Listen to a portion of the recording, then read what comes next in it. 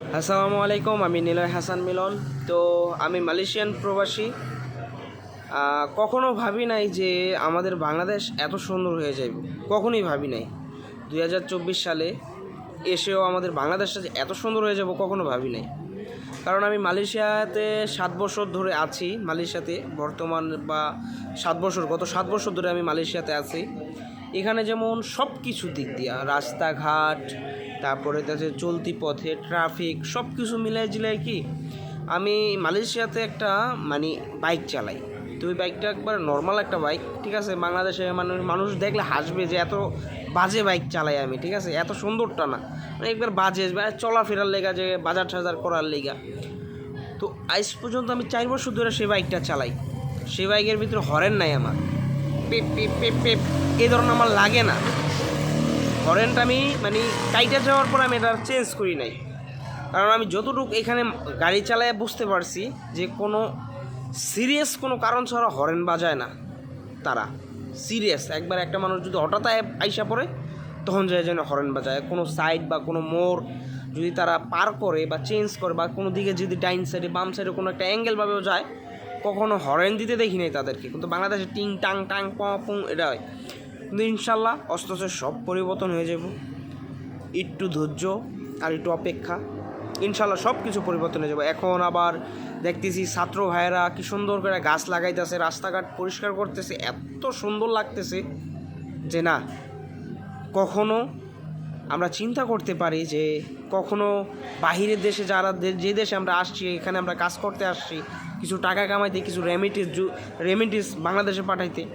তো এই হিসাবে আমি মনে করি এখন মন আমার সায় দেয়। এতদিন আমার মন সায় দেয় নাই যে আমাদের বাংলাদেশ এরকম হবে, এটা কখনো বিশ্বাস করি নাই।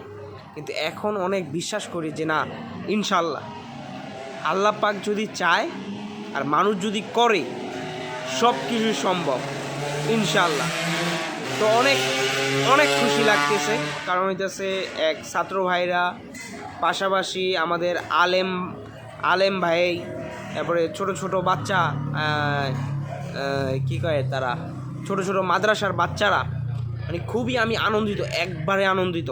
কারণ হচ্ছে আমি আমার বাংলাদেশটাকে ঠিক এইভাবেই দেখতে পারবো, যে কখনো অন্য দেশের দিকে তাকিয়ে দেখতাম যে মাশাআল্লাহ কত সুন্দর দেশ, রাস্তাঘাটে চলতে কত সুন্দর, পরিষ্কার, গাছগাছলি, এত ভাল লাগতো। তো সেই জিনিসটাই এখন বাংলাদেশেও আমরা পাবো ইনশাল্লাহ। হয়তো বা 2-3 মাস পরে বা যে কয় মাস পরে আবার বাংলাদেশে যাচ্ছি, ইনশাল্লাহ সেই বাংলাদেশটা আমরা দেখতে পাবো। সবুজ বাংলাদেশ, লাল সবুজ পতাকা। আবার এখন বর্তমানে নতুন সরকার হলো ডক্টর মোহাম্মদ ইউনূস। তিনিও একজন ভালো ব্যক্তি, মানুষের মুখে শুনতেছি।